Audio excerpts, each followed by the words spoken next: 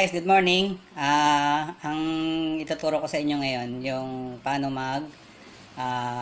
register, self-cash in at saka self-cash out. Mismo kay yung bagong-bago ngayon, si Sabong Master Cup. So, isa natin guys. So, ito guys yung ito yung link. So, itong link na to ilalagay ko sa description. So, para i-click nyo na lang. So, open nyo lang yan guys. Pag in-open nyo yan, so, yan ang lalabas sa registration. So, may nakalagay dyan, 21 years old of age. So, yes, I am. I-click nyo lang yan. Kasi pag in-exit nyo yun, hindi na kayo makaka-register. So, username, password confirm, name, birthday, yan, yung referral code, saka yung agree terms and service. So, dito guys, siyempre yung username, kayo na ang bahala dyan. So, ang ilalagay nyo dyan, kung anong gusto nyong username, Agent44, ang Panday, o si Tanggol, Cardo Dalisay, kayo nang bahala. Tapos, password confirm. Dapat, guys, parehas yun, yung password saka password confirm. So, ang ano ko lang sa inyo, guys, ang tip ko lang sa inyo, dapat isulat nyo, para at least, just in case na makalimutan nyo, meron pa kayong babalikan na username saka password. Tapos, lagay nyo lang yung name nyo dito, guys. Yan, birthday, year, month, day. Yan. Yung referral code, guys, ilalagay ko pa rin doon sa description. Kung sakaling hindi nyo mailagay. So, nabura. So, ilalagay ko na lang. So, tapos, i-click nyo lang, guys, yung yan, agree terms of service. Tapos, click nyo lang yung sign up. So, automatic yun, guys. Mare-registered na kayo sa database mismo ng Sabong Master Cup. So, pag na-registered na kayong guys, so tatandaan nyo lang sa login yung username at saka password nyo. So, ganun lang guys kasimple mag-register. Hi guys, bali ang ituturo ko ngayon kung paano naman mag-cash in. So, bago ka makapag-cash in, so, kailangan mo mag-login. So, pag nag-login ka guys, dun sa baba nung ano nyo, meron din login dun guys. So, dito ka dadalhin. So, pag ano yan, yan ang lalabas. So, yung i-verify mo lang yan. Yes, I am. So, wag mo pipindutin yung exit kasi makuklose yan. So, dalawa yan guys. Meron diyang sign up at saka login. So, nakapag-sign up ka naman na. So, magla-login ka na. So, pag nag-login ka guys, click mo lang yung login. So, yan. So, type mo lang dyan. So,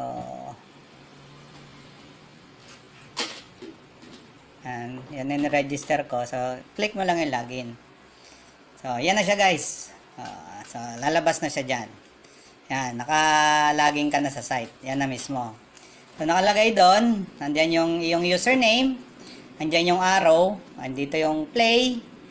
Log out sa baba. Makikita mo dito. Ayan yung log out. Yan, promotion, application. Tapos ito guys, itong nakangiti na to. Yan yung customer service ni Sabong Master Cup. 24/7 yan guys. So, kiklik mo lang yan kung may mga katanungan ka. So, ikiklik mo to. Pag kinilik mo to guys, lalabas dyan yung my account, deposit, withdrawal, saka member inbox. So, ikiklik mo lang yung deposit kung gusto mo mag-deposit. So, yan guys. So, lagi lang yan nagpapaalala. Close mo lang yan. So, may tatlong dyan guys. May tatlong mode of payment. GrabPay, PayMaya, saka GCash. Sa GrabPay guys, saka PayMaya, 100 yung minimum. Kung meron kayong GrabPay, saka PayMaya, 100 doon. Tapos sa GCash naman is 300 yung minimum. So, siyempre karamihan sa atin GCash. So, kiklik mo yung GCash. Ang minimum sa GCash guys ay 300. So, click mo lang yung yung amount na gusto mo. Ito kasi guys, nakaset na to. Pwede mo ilagay dyan, 350, 349, basta't magbababa na 300. Tapos click mo lang yung next.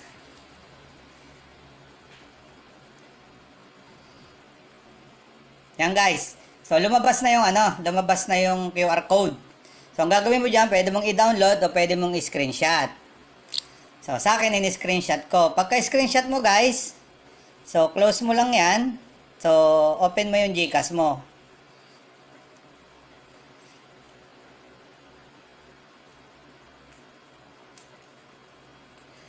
So, pagka-open mo ng GCash mo, click mo lang yung QR code, tapos upload QR code. So, pag in-upload QR code mo yan, guys, matik yan. Pag kinilik mo to, automatic na yan, magbabayad yan. So, ganun lang, guys. O, i-click mo lang to. Pag kinilik mo yan, automatic yan, papasok na doon at magpe-pay ka. So, i-click mo lang yan. Yan, nagpapaprocess siya, guys. Yan, lumabas siya. Yan. So, pag kinilik mo to, automatic yan, magbabayad na siya, guys. So, papasok na yan sa account mo. So, hindi mo na ako magbabayad. So, yan, babalik ka lang doon. Babalik ka lang dito. Yan, sa mismong account mo. So, naka-pay ka na. So, balik ka lang. Yan. Balik ka lang. Yan. Hintayin mo lang guys na hintayin mo lang guys na pumasok doon. So, ganun lang kasimple ang mag-cash in. So, ganun lang ang pag-cash in guys. Ganun lang kasimple. Salamat.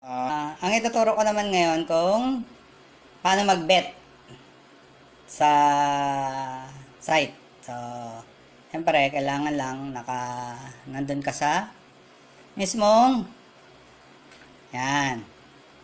So, dito guys, makikita nyo dito, yan, meron, draw, wala. So, tatlo yan pipilihan mo guys. Sa draw, so time is 8 yan guys, time is 8, tumaya ka 100, tama ka 800. Pag draw ang tumama, pero pag hindi draw, wala yung taya mo, talo ka.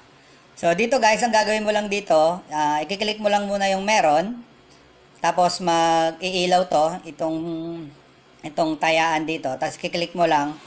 Yan, i-click mo lang yan guys kung magkano itataya mo. So, ang minimum bet natin is 20 pesos. So, pwede mong gawing 50, 30, 70, 100. Tapos, meron na rin dyan guys na nakaset kung magkano gusto mo. Diretso na. So, pagka-click mo nun guys, pagka meron, tapos taya ng kung tapos magno-notify dyan guys na gusto mo ba talagang tumaya sa meron ng ganito kalaking taya. Okay mo lang yon, nakataya ka na guys. Tapos dito guys yung natin, yung pera natin. Yan. So magbabawas yan, pag nakataya ka na magbabawas na yon. So pag tumama naman, makikita mo yung arrow na na yun doon na paikot. Click mo lang yun guys para malaman mo kung pumasok na yung panalo mo. So dito naman guys sa baba, andyan, makikita mo dyan yung mga tama, yung mga nakaraan na lumabas. Yan. Pag pula, wala. Pag pula, meron. Pag blue, wala. Yung gray, cancel. At yung green ay draw. Yan guys, may makikita kayo dyan. Meron din draw. Kung may tumaya dyan ng 1,000, tama niya, 8,000 agad yun. Okay, tandaan nyo, yung pula, meron. Yung blue, wala. Yung green ay draw. At yung gray ay cancel. So, yun lang guys. Ito yung reglahan. Yan, makikita nyo dyan yung reglahan. Yun lang guys. Yan, makikita nyo, may ilaw yan. So, kung gusto nyo tumaya dyan, na yan. Yan, may ilaw-ilaw na siya. Click nyo lang yan. Lumabas na. Click nyo lang kung magkano taya nyo. Tapos, click nyo yung bet. Automatic yon. Tapos, may confirmation dyan na tumataya ka ba sa meron ng ganito kalaki. Click nyo lang yun, okay. So, magbabawas na doon. So, ganun lang guys ang pagtaya. So, maraming salamat. Morning guys, ang ituturo ko naman ngayon sa inyo ay continuation is kung paano naman mag-withdraw. So, sa pag-withdraw naman guys, ganito gagawin mo. So, dito ka pa rin sa yung username, yung arrow dyan, click mo lang. Withdrawal. Click mo lang yung withdrawal. So, ayan. So, may paalala ulit siya. Na-close mo lang yan. So, dito guys, ang kailangan mo lang is, so, sa umpisa pa lang kasi meron na ako. Dito, meron na ako dyan. So, kiklik mo lang tong add new withdrawal method kasi wala pa. So, pag kinilik mo yan, so, piliin mo lang GCash. Yan. So, dito guys, itatype mo lang yung itatype mo lang yung account name fully verified na GCash. So, yung account name sa GCash mismo, tapos yung GCash number, dito, ito, naman to, fix na yan guys. Tapos, isa-submit mo siya guys. Pag na-submit na siya, so, automatic yung guys, magkakaroon ka na ng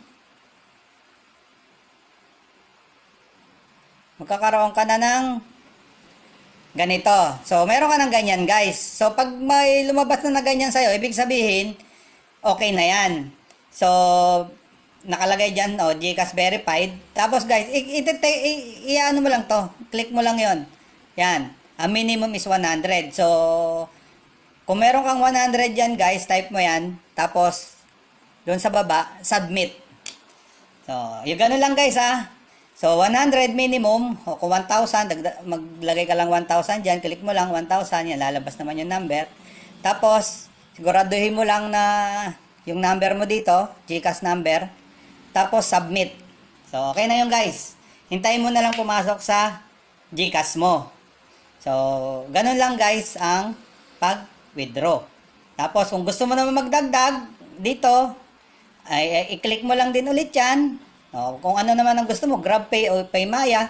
So, ganun lang din guys yung setup. So, pag kinilik mo yung Paymaya, so, ilagay mo lang din yung Paymaya name, tsaka yung Paymaya number. So, saka mo submit. So, ganun lang guys ang pag-setup ng withdrawal. So, maraming salamat po.